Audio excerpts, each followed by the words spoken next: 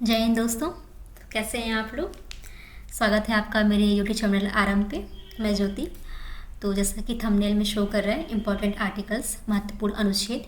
तो इस वीडियो में हम लोग कॉन्स्टिट्यूशन के बारे में बात करेंगे, जितने भी बेसिक्स हैं उसकी, जितने भी पार्ट्स हैं, शेड्यूल हैं, जितने भी आर्टिकल्स हैं जो इम्पोर्टेंट है या फिर जो क्वेश्चंस पूछे जा सकते हैं या फिर जो PYQ चले आ रहे हैं उनके बारे में डिस्कस करेंगे।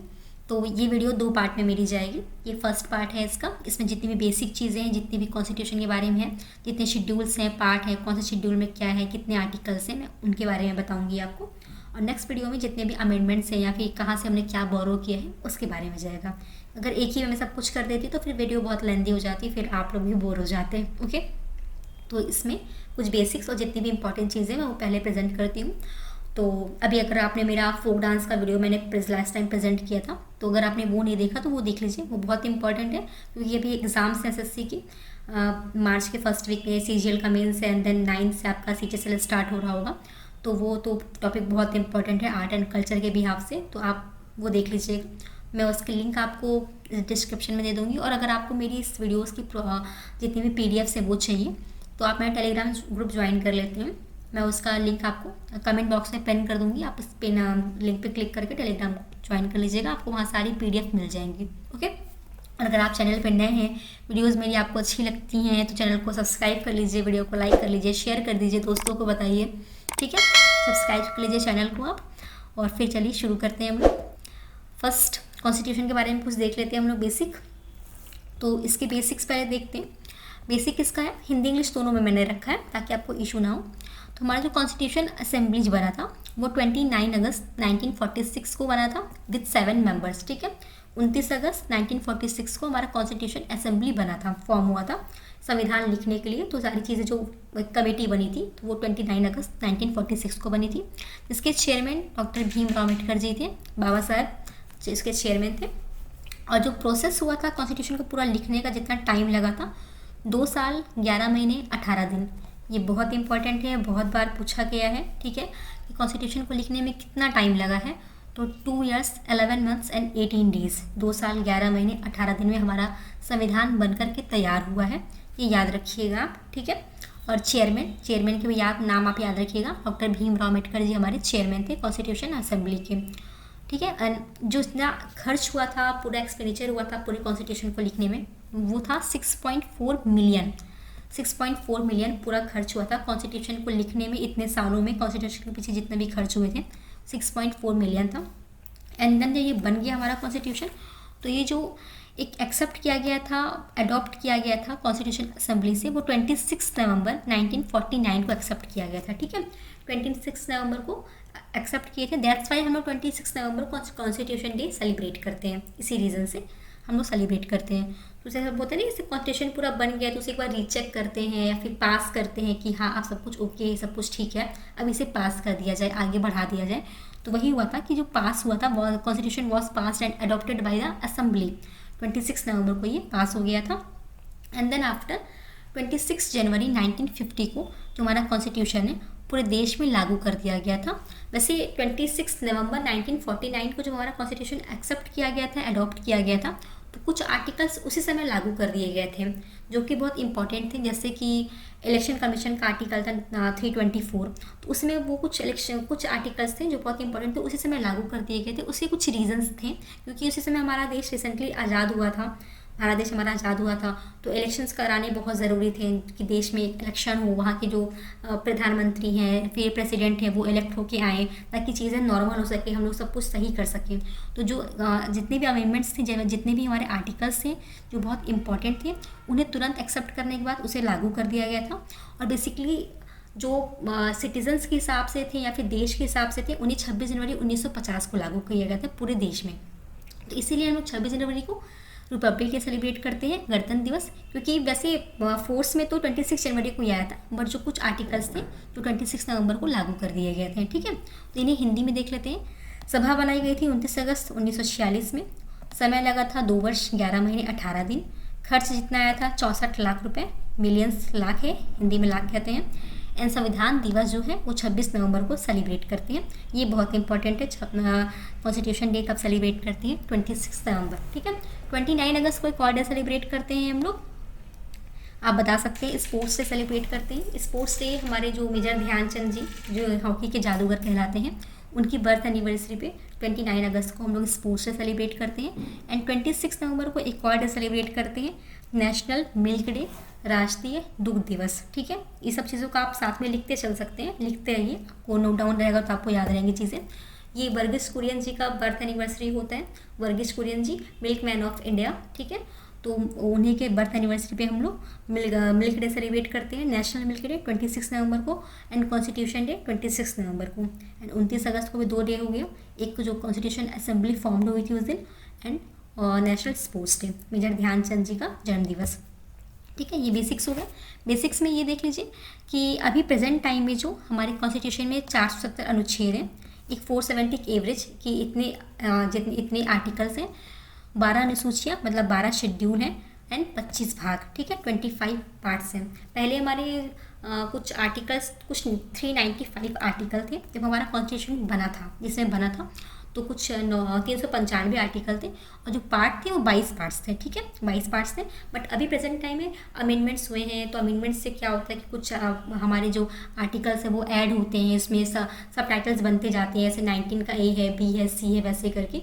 तो एज अ टोटल हम लोग अगर देखेंगे तो अब वो 395 से 470 हो गए हैं आर्टिकल्स, और जो हमारे पार्ट्स हैं वो 22 से 25 पार्ट्स हो गए हैं। 3 पार्ट ऐड हो गए हैं और आर्टिकल्स अमेंडमेंट्स की वजह से वो ऐड होते गए हैं, तो 470 आर्टिकल्स हो गए हैं। ठीक है, तो हम लोग शुरू करते हैं शेड्यूल से कि 12 जो शेड्यूल हैं, 12 अनुसूचियाँ हैं, यहाँ पे जैसे मेंशन है 12 अनुसूचियाँ। तो हम लोग अनुसूची से शुरू करते हैं। पहले हम लोग देखते जाते हैं कौन कौन सी अनुसूची है, किसमें किसके बारे में लिखा गया है।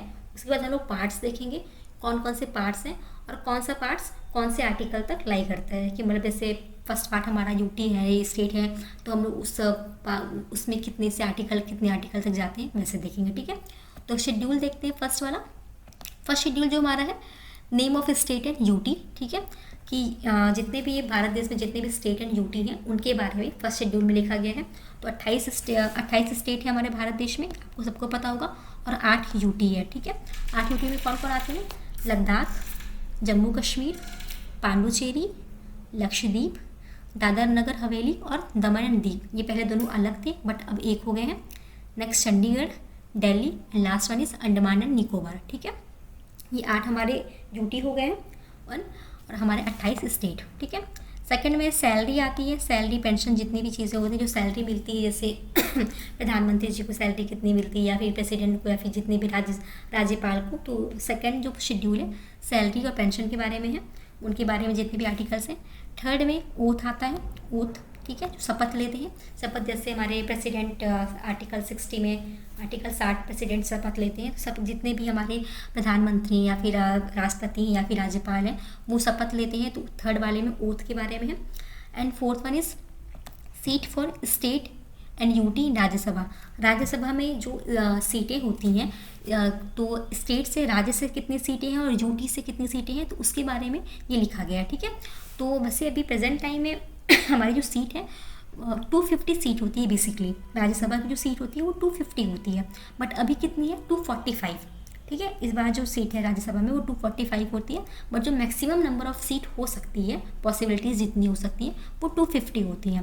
तो अभी 245 है, 245 में 233 जो सीट है वो राज्यसभा और यूटी की है। ठीक है, और जो 12 जो है, 12 जो प्रेसिडेंट हमारे नॉमिनेट करते हैं, जैसे जो कला के क्षेत्र से आते हैं, जो कला से आते हैं या फिर खेल के क्षेत्र से आते हैं, फिर साहित्य के ऐसे क्षेत्र से कुछ प्रेसिडेंट हमारे नॉमिनेट करते हैं। जैसे कि मैरी कॉम जी को बनाया गया था। ठीक है, तो वो तो ऐसा है, सचिन तेंदुलकर जी को बनाया गया था, तो वो प्रेसिडेंट हमारे हेमा मालिनी जी को बनाया गया था, ऐसे बनाते हैं। तो हमारे प्रेसिडेंट जो है वो उन्हें नॉमिनेट करते हैं। ठीक है, तो 233 जो है वो राज्य और स्टेट को मिला करके 233 सीट है, और 12 हमारे जो नॉमिनेट करते हैं, तो इन दोनों को मिला के 245 हो गई। तो प्रेजेंट टाइम में 245 सीट्स हमारी राज्यसभा में, और 250 seat maximum number of seat हो सकती है राज्यसभा में।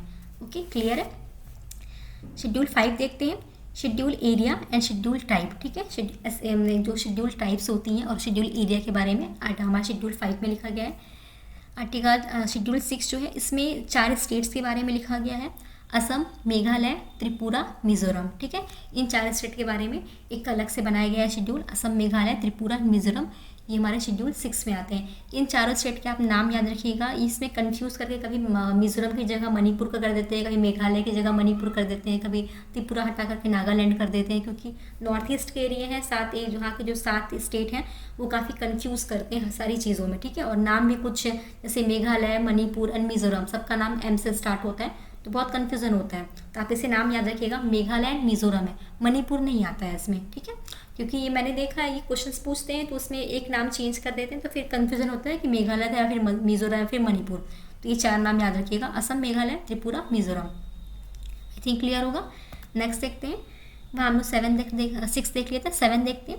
7 जो हमारा power between in the union government and state government. तो हमारा जो केंद्रीय है, केंद्र सरकार और राज्य सरकार के बीच में जो पावर का डिस्ट्रीब्यूशन होता है वो है। तो ना कि मतलब कुछ चीज़ें होती हैं, जैसे सुप्रीम कोर्ट है, सेंट्रल गवर्नमेंट की है, और ऐसे हाई कोर्ट है, ये स्टेट गवर्नमेंट की है। तो सुप्रीम कोर्ट की जितने भी आदेश होते हैं उन्हें कोई हटा नहीं सकता है, उन्हें कोई मतलब उनके अगेंस्ट कोई बोल नहीं सकता है, ऐसा कुछ होता है ना। तो मतलब जो पावर होती है वो डिस्ट्रीब्यूट की जाती है कि हाँ, सेंट्रल के पास कौन सी पावर हो सकती है, स्टेट गवर्नमेंट के पास कौन सी पावर हो सकती है, उसका पावर का डिस्ट्रीब्यूशन होता है। तो आर्टिकल शेड्यूल 7 में ये लिखा गया है। Then after schedule 8 is very important, language है। तो हमारे भारत में अभी प्रेजेंट टाइम में 22 भाषाएं हैं ऑफिशियल। ठीक है, ऑफिशियल 22 भाषाएं हैं। पहले ये जो 15 थी, जब हमारा कॉन्स्टिट्यूशन बना था तो उसमें 15 भाषाएं थी। 15 के बाद इसमें 7 भाषाएं जो हैं ऐड की गई हैं अमेंडमेंट से। ठीक है, तो जो भाषाओं में जो पहला अमेंडमेंट हुआ था 1967 में हुआ था, जिसमें सिंधी जोड़ी गई थी। ठीक है, 1967 में सिंधी भाषा जोड़ी गई थी, तो 15 से 16 हो गई। देन 1992 में 1992 में 3 भाषा जोड़ी गई थी, कोंकणी, मणिपुरी, नेपाली। ठीक है, कोंकणी, मणिपुरी, नेपाली। तो 16 से 3 19 हो गई। ठीक है, देन आफ्टर फिर हम लोग का 2004 में 3 भाषाएं और जोड़ी गई, डोगरी, मैथाली एंड संथाली। ठीक है, डोगरी, मैथाली और संथाली, डोगरी, मैथिली, संथाली, 3 भाषाएं जोड़ी गई 2004 में। तो टोटल मिलाकर के अभी प्रेजेंट टाइम में 22 भाषाएं हैं हमारी कॉन्स्टिट्यूशन के हिसाब से। पहले 15 थी, बाद में 7 और जोड़ी गई 2004 में। लास्ट टाइम शेड्यूल 8 में जो लास्ट अमेंडमेंट हुआ था 2004 में हुआ था, उसके बाद अभी तक कोई अमेंडमेंट नहीं हुआ है शेड्यूल 8 में, जो कि लैंग्वेज से रिलेटेड है। Next one is article schedule 9, land reform जो भूमि सुधार है। तो ये जो लैंड रिफॉर्म है, ये हमारा जो शेड्यूल है, ये हमारा सबसे जो संविधान का फर्स्ट अमेंडमेंट हुआ था 1951 में। लैंड रिफॉर्म का जो अमेंडमेंट हुआ था 1951 का, तो वो हमारा शेड्यूल बन गया है, आर्टिकल शेड्यूल 9 बन गया है। ठीक है, पहला हमारा रिफॉर्म सबसे पहला अमेंडमेंट हुआ था, जो बदलाव हमारे किए गए थे संविधान में 1951 में, तो वो लैंड रिफॉर्म से रिलेटेड था, तो उससे हमारा शेड्यूल 9 बना दिया गया है। Then after schedule 10, anti defection law, दल बदल कानून। तो ये हमारा जो है, ये भी हमारा अमेंडमेंट हुआ था 1985 में। ठीक है, 1985 में हमारा इसका अमेंडमेंट हुआ था, 52nd कॉन्स्टिट्यूशन अमेंडमेंट था इसका। ठीक है, जैसे हमारा लैंड रिफॉर्म का फर्स्ट कॉन्स्टिट्यूशन अमेंडमेंट था, तो एंटी डिफेक्शन लॉ का 52nd कॉन्स्टिट्यूशन अमेंडमेंट था, जो कि 1985 में हुआ था। तो इससे हमारा शेड्यूल 10 बनाया गया है। ठीक है, देन आफ्टर शेड्यूल 11, पंचायती राज। सुना होगा आपने, बलवंत राय मेहता जी की कमेटी आई थी, अशोक मेहता जी की कमेटी आई थी। बलवंत राय जी मेहता की कमेटी में 3 बना था, अशोक मेहता जी की कमेटी में 2 बना था। वो पंचायती है। पंचायती जो हमारा जो पंचायत राज हमारा ये भी कॉन्स्टिट्यूशन अमेंडमेंट था, 73rd कॉन्स्टिट्यूशन अमेंडमेंट था ये, जो कि 1992 में हुआ था। 73वां हमारा संविधान संशोधन था, जो कि 1992 में हुआ था। उसके बाद नगर पालिका। ठीक है, 12वां जो हमारा है, लास्ट शेड्यूल जो हमारा है 12वां, वो नगर पालिका से है। तो इसका जो अमेंडमेंट हुआ था 74th हुआ था। 74वां कॉन्स्टिट्यूशन अमेंडमेंट था, जो कि 1993 में हुआ था। 1993 में 74वां हुआ था, 1992 में 73वां हुआ था। 73 हमारा रिलेटेड है कॉन्स्टिट्यूशन अमेंडमेंट पंचायत से, एंड 74 जो हमारा कॉन्स्टिट्यूशन अमेंडमेंट रिलेटेड है वो है नगर पालिका से। ठीक है, 73 1992 में हुआ था, 74 1993 में हुआ था। आई थिंक क्लियर होगा। ठीक है, ये तो हमारा शेड्यूल कंप्लीट हो गया। 12 शेड्यूल के बारे में मैंने आपको बता दिया। देन आफ्टर पार्ट्स आते हैं। मैंने कितने पार्ट बताए थे? 25 पार्ट। ठीक है, 25 पार्ट बताए थे। पहले 22 थे शुरुआती में, बाद में इसमें अमेंडमेंट्स हुए तो वो 25 पार्ट बन गए। अब हम लोग पार्ट्स में देखते हैं। तो फर्स्ट हमारा जो है वो है यूनियन एंड इट्स टेरिटरीज। ठीक है, भारत में जितने भी राज्य हैं और जितने भी भाग हैं, जितने भी यूटीज़ हैं, उनके बारे में है।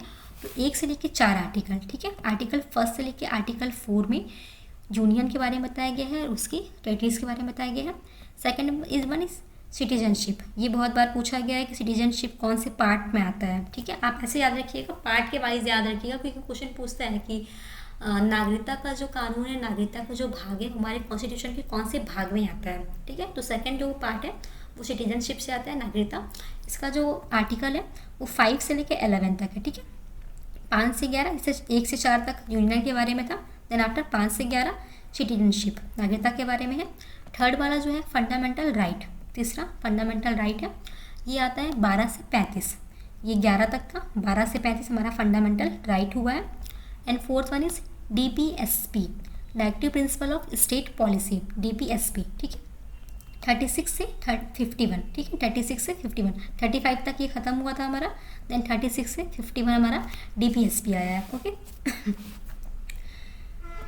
हमारी जो ये भी देखिए याद रखिएगा कि हमारी जो फंडामेंटल राइट्स हैं वो 6 हैं। 6 फंडामेंटल हमारी राइट्स हैं। ठीक है, जैसे कानून के समक्ष हमारी जो समानता होती है, जीने का अधिकार होता है, प्रेस की लिबर्टी होती है, ये बच्चों को पढ़ने का अधिकार होता है और शिक्षा का अधिकार होता है, उसके बाद हमारे धर्म के लिए अधिकार होते हैं। तो वो सारे मिला करके 6 हमारे फंडामेंटल राइट्स हैं। इसके बारे में आपको बताऊँगी जब मैं आर्टिकल्स पे आऊँगी, तो आर्टिकल में बताऊंगी कि फंडामेंटल राइट्स में किसके किसके बारे में है। ठीक है, बट अभी आप इतना याद रखिएगा कि हमारे जो फंडामेंटल राइट्स है वो 6 हैं। DPSP देख लिया, 36 से 51 DPSP है। देन ये हमारा 4A है। ठीक है, ये 4 था। अभी आप ये देखिएगा कि अभी तक 4 हमने पार्ट पढ़े, ये 5वां पार्ट है, लेकिन इसे 4A के नाम से है।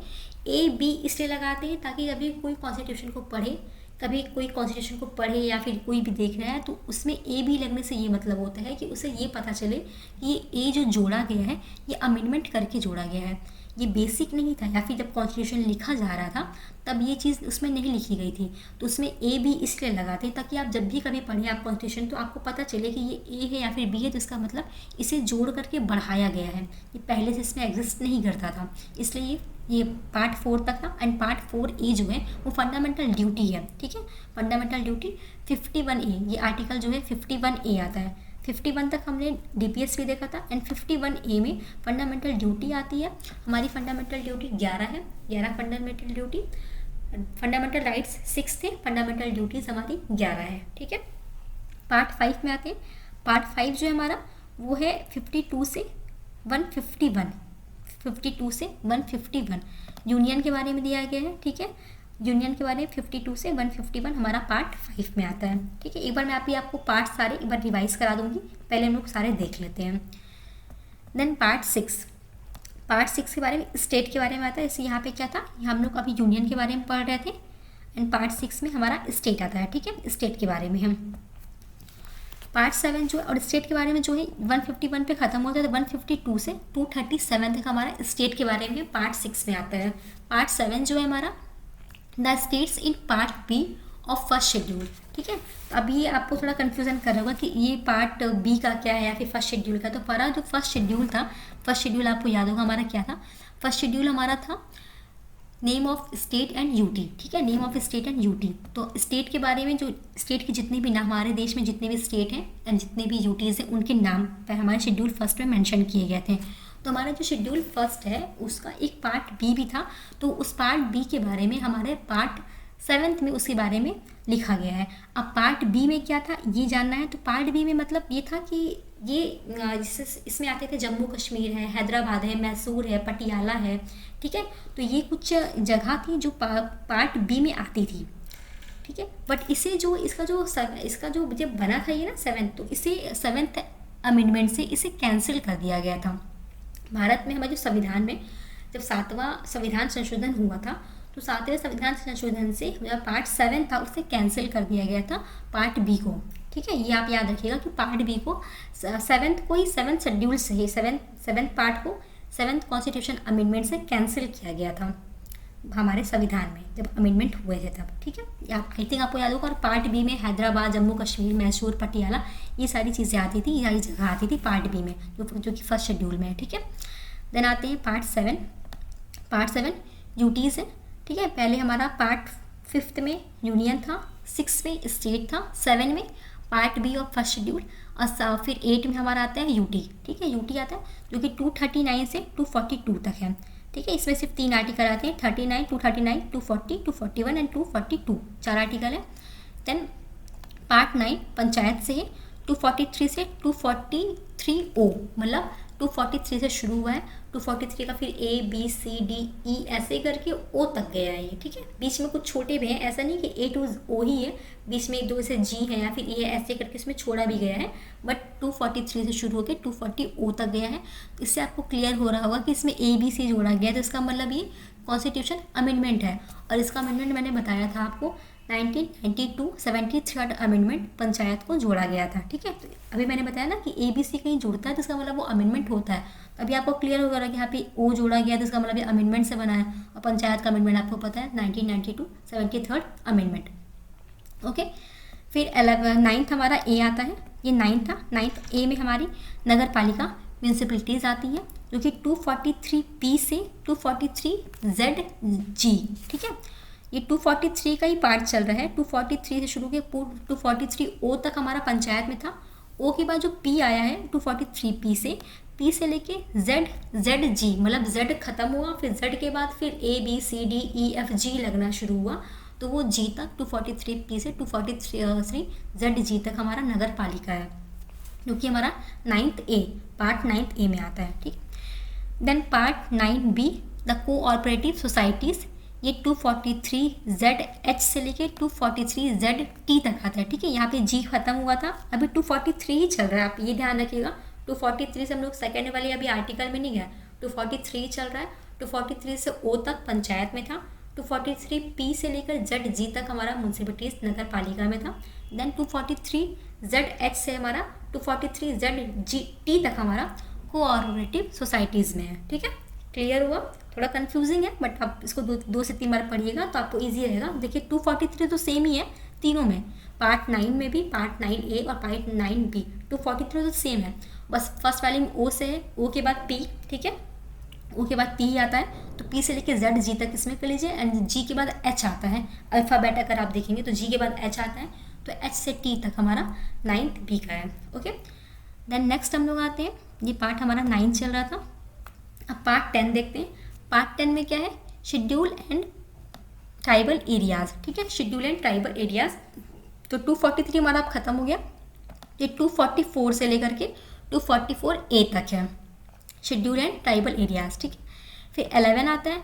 11 में relation between the union and the state, जो यूनियन और स्टेट के बीच में जो संबंध होते हैं, जो रिलेशन है, उसे दिखाने के लिए 245 से लेकर 263 तक हमारा पार्ट 11 चला है। ठीक है, देन आफ्टर पार्ट 12। ठीक है, पार्ट 12 जो है financial property contracts and suits, 264 से लेके 300A तक। ठीक है, 300A आपको पता होगा, 300A जो हमारा जो संपत्ति का अधिकार था, संपत्ति के अधिकार को हटा करके हमने इसे 301A में डाला था। ठीक है, संपत्ति का अधिकार हमारा जो पहले हमारा फंडामेंटल राइट में आता था, संपत्ति का अधिकार, संपत्ति के अधिकार को हमने फंडामेंटल राइट से हटा करके आर्टिकल 300A में डाला है, इसे हटा दिया गया था। तो वही संपत्ति का अधिकार मतलब प्रॉपर्टी, इसे प्रॉपर्टी है, यहाँ पे प्रॉपर्टी मेंशन है आपको, प्रॉपर्टी, तो इसे प्रॉपर्टी में डाल दिया गया 300A। ये से पता चल रहा है आपको कि ये कॉन्स्टिट्यूशन अमेंडमेंट हुआ है। मैंने ये बताया ना कि ABC जहाँ लगता है, इसका मतलब वो अमेंडमेंट हुआ है। तो मैंने बताया ना कि पहले ये संपत्ति का अधिकार पहले फंडामेंटल राइट में हुआ करता था, बट इसे अमेंडमेंट किया गया था। 44 कॉन्स्टिट्यूशन अमेंडमेंट था ये हमारा 1978 का। ठीक है, 44 कॉन्स्टिट्यूशन अमेंडमेंट 1978 का। तो उस अमेंडमेंट पे संपत्ति के अधिकार को फंडामेंटल राइट से हटा करके आर्टिकल 300A में रख दिया गया है, जो कि पार्ट 12 में आता है। तो फाइनेंस, प्रॉपर्टी, कॉन्ट्रैक्ट्स जितने भी हैं वो पार्ट 12 में आते हैं। होप सो आई होप आपको क्लियर हो रहा होगा। देन हम लोग आते हैं पार्ट 13। पार्ट 13 में आते हैं, तो इसमें trade, commerce with in the territories of India, मतलब जो हमारे जो भारत के जितने क्षेत्र हैं, जितने बॉर्डर क्षेत्र हैं, उस क्षेत्र के अंदर जितने भी ट्रेड होते हैं, कॉमर्शियल ट्रेड होते हैं, जितने भी बिजनेस होते हैं, तो उसके बारे में हमारा हमारा पार्ट 13 भाग हमारा 13 बताता है कि भारत के जो क्षेत्र हैं, बॉर्डर के अंदर भी जितने भी ट्रेड होते हैं, जितने भी बिजनेस हो रहे हैं, उसके बारे में, जो कि आर्टिकल 301 से 307 तक है। ठीक है, 301 से 307 तक है। देन हम लोग देखते हैं आर्टिकल 14, आर्टिकल 14, तो services under the union and states, ठीक है, जो कि 308 से 323 तक है, 308 से 323 तक है, ठीक है। अभी 13 में हम लोग क्या देख रहे थे, जितने भी बिजनेस हो रहे थे या ट्रेड हो रहे थे, कॉमर्शियल बिजनेस हो रहे थे, हम लोग वो देख रहे थे, जो कि 301 से 307 तक था। अब 14 में हम लोग देख रहे हैं 14 में कि जितने भी सर्विसेज हैं, मतलब वहाँ पे बिजनेस था, यहाँ पे सर्विसेज है। सर्विसेज मीन जैसे सर्विस का मतलब होता है, जैसे मैं भी आपको पढ़ा रही हूँ यूट्यूब पे, ठीक है, तो ये एक सर्विस है। हॉस्पिटल क्या होती है, सर्विस होती है। कोचिंग सेंटर सर्विस होते हैं। बैंकिंग जो होता है, बैंकिंग क्या करता है, सर्विस देता है, ठीक है। बिजनेस मतलब बिजनेस डिफरेंट थी, बट एक सर्विस देना होता है, जो जिससे किसी को कोई सीख मिल रही हो, जो किसी की हेल्प कर रहा हो, तो वो सर्विस के अंदर आता है। इसलिए इन दोनों को अलग अलग रखा गया है। तो बिजनेस स्टेट जो था वो 13 में था, और 14 में जितनी भी सर्विसेज आती हैं वो है, जो कि आर्टिकल 308 से 323 तक है। उसके बाद हम लोग देखते हैं ये हमारा ये 50 हमारा 14 था, ये 14 का ए है, ठीक है। 14 का ए जो है हमारा, ये एक ट्रिब्यूनल्स कह सकते हैं। ट्रिब्यूनल्स मीन्स होता है जो कि 323 ए से 323 बी, इसमें होता है जितने भी लॉ होते हैं, जितने भी कानून बनते हैं, इसके बारे में उन्हें डिस्क्राइब किया गया है। कैसे होता है ना, जैसे अगर आपको कोई अरेस्ट कर रहा हो, मतलब आपको नहीं, मतलब कैसे कोई अरेस्ट करता है, तो अरेस्ट में क्या होता है कि हाँ, मतलब एक ट्रिब्यूनल्स बनते हैं ना, कि जितने भी लॉ हो रहे हैं, किस नियम से, किस लॉ के हिसाब से क्या चीज़ें हैं, किस टाइम पे कर सकते हैं, फिर क्या आपके पास एविडेंस है, तो ट्रिब्यूनल्स होते हैं वो इसमें आते हैं, ठीक है। क्योंकि 323 ए 323 बी तक है। देन आफ्टर इलेक्शन है। इलेक्शन हमारा 15 में आता है। आर्टिकल 15 में इलेक्शन आता है 324 और 329 ए, ठीक है। 324 पढ़ा होगा आपने, इलेक्शन कमीशन। इलेक्शन कमीशन हमारा इस्टेब्लिश हुआ था 1950 में। 25 जनवरी 1950 को इलेक्शन कमीशन इस्टेब्लिश हुआ था। इसीलिए हम लोग 25 जनवरी को नेशनल वोटर्स डे सेलिब्रेट करते हैं। आप नोट डाउन करते जाइएगा, मैं जो आपको बता रही हूँ।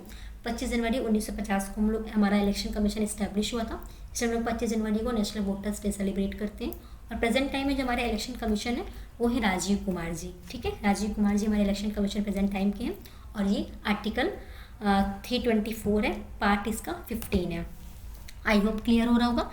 नेक्स्ट देखते हैं आर्टिकल, हम लोग पार्ट 15 देख लिए, 25 पार्ट है। पार्ट हमारा जो 16 है वो स्पेशल प्रोविज़न देता है रिलेटिंग टू सर्टेन क्लासेस, ठीक है। सर्टेन क्लासेस होती है इनको स्पेशल प्रोविज़न, मतलब जैसे जम्मू कश्मीर है, उसको एक स्पेशल राइट मिला हुआ है, स्पेशल प्रोविज़न मिला है। जो नॉर्थ ईस्ट के कुछ हमारे एरिया हैं उन्हें कुछ स्पेशल राइट्स मिले हैं, कुछ स्पेशल प्रोविजंस मिले हुए हैं। तो ये हमारा आता है आर्टिकल 16 में, जो कि 330 से लेकर के 342 330 से 342 तक है। हमारा पार्ट 16।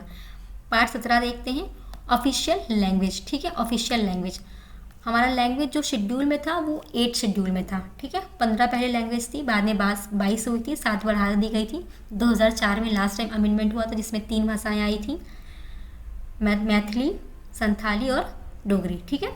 मैथिली, संथाली और डोगरी। डोगरी कहाँ बोली जाती है, जम्मू कश्मीर में डोगरी बोली जाती है, ठीक है।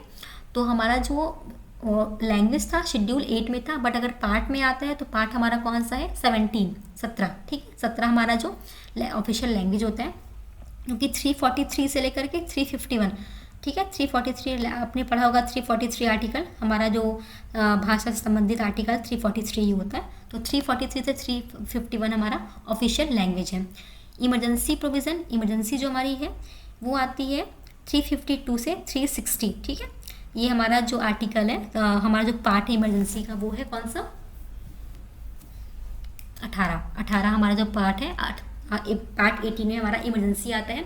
हमारे देश में 3 तरह की इमरजेंसी लगाई जाती है, national emergency, state emergency and financial emergency, ठीक है। तो कभी फाइनेंशियल इमरजेंसी तो आज तक कभी लगी नहीं है, कभी कोई ऐसी मतलब चीज़ें हुई नहीं कि हमारे देश में कभी फाइनेंशियल इमरजेंसी लगी। हाँ, अभी श्रीलंका में लगी थी अभी लास्ट ईयर फाइनेंशियल इमरजेंसी, आपने भी देखा होगा। और नेशनल इमरजेंसी हमारे देश में 3 बार लग चुकी है, ठीक है।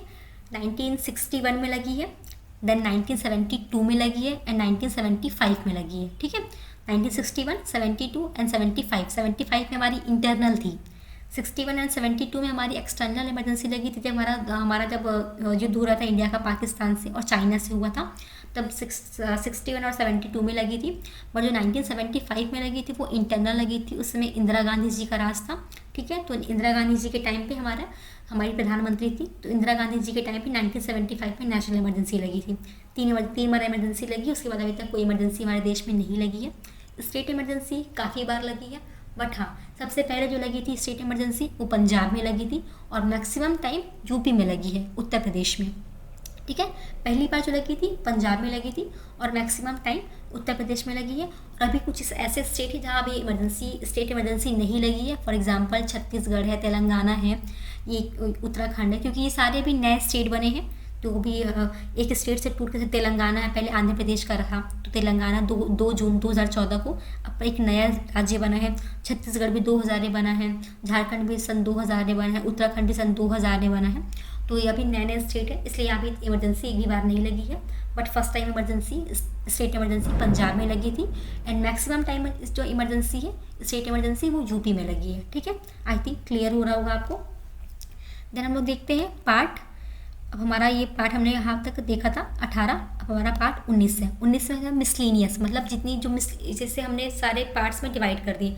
अब कुछ चीज़ें होंगी जो बची होंगी जिन्हें समझ में नहीं आ रहा होगा किस पार्ट में डालना है, उसे मिसलिनियस बना करके हमने 361 से 366 तक डाल दिया। ठीक है, 361 से 366 तक 7 तक हमने मिसलिनियस को डाल दिया है।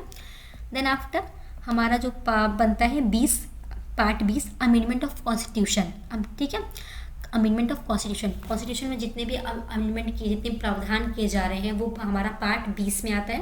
Part 20 part 20 is related to amendment of constitution, जिसका आर्टिकल है 368। सिर्फ एक आर्टिकल है, आप याद कर लीजिए, पूछा भी जाता है कि 368 आर्टिकल इज रिलेटेड टू विच, या फिर हमारा अमेंडमेंट कौन से आर्टिकल में आता है, तो दैट इज़ 368। ठीक है, 368 में हमारा अमेंडमेंट होता है, ये पार्ट 20 में आता है। देन आफ्टर 21 में आता है temporary transition and special provision 369 से 392 and the last one is short title commencement authoritative text in Hindi and repeals. ठीक है, तो इसका मतलब ये होता है कि हम लोग ये कह सकते हैं कि 22 में जैसे होता है ना कि मतलब जितनी भी अथॉरिटीज़ होती हैं कि किसको कौन सी अथॉरिटी मिली है, कौन किस हक तक है, फिर किसको कौन सा काम मिला है।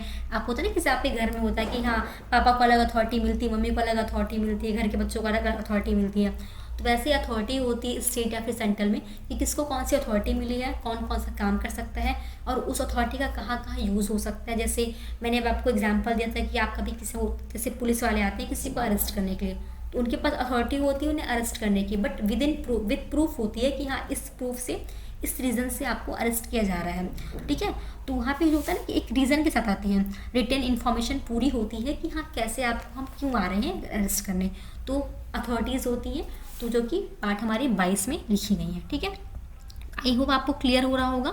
ठीक है, तो आप अभी तक ये पार्ट एंड शेड्यूल अच्छे से याद करिए। नेक्स्ट वीडियो जो लेकर के आऊँगी मैं उसमें लेकर के आऊँगी जितने भी आपके इंपॉर्टेंट आर्टिकल्स होंगे, क्योंकि मैंने यहाँ पे बता दिया है कि कौन से पार्ट में कौन से आर्टिकल्स हैं। ठीक है, तो ये पार्ट भी बहुत इंपॉर्टेंट है, जितने के आर्टिकल्स इंपॉर्टेंट है उतने ज़्यादा पार्ट इंपॉर्टेंट है। पूछा जाता है सिटीजनशिप कौन से पार्ट में आती है, फंडामेंटल राइट कौन से पार्ट में आता है, डीपीएसपी कौन से पार्ट में आता है, डीपीएसपी किस कंट्री से लिया गया, तो डीपीएसपी हमारा आयरलैंड से लिया गया है। ठीक है, सिटीजनशिप हमारी यूके ब्रिटेन से ली गई है। हमारे देश में सिंगल सिटीजनशिप चलती है, जैसे यूएस में होता है, यूएस में 2 चलती है, स्टेट की अलग होती है और सेंट्रल की अलग होती है, बट हमारे देश में सिर्फ एक ही चलती है। जैसे यूके ब्रिटेन से हमारी ली गई है तो ब्रिटेन में भी सिर्फ सिंगल सिटीजनशिप चलती है, हमारे देश में भी एक ही चलती है। तो ये सारी चीज़ें मैं आपको नेक्स्ट वीडियो में बताऊंगी। इस वीडियो में बताऊंगी तो बहुत लेंदी वीडियो हो जाएगा, आप भी देख रहे होंगे, मैं आपको काफ़ी चीज़ें बता चुकी हूँ मैं।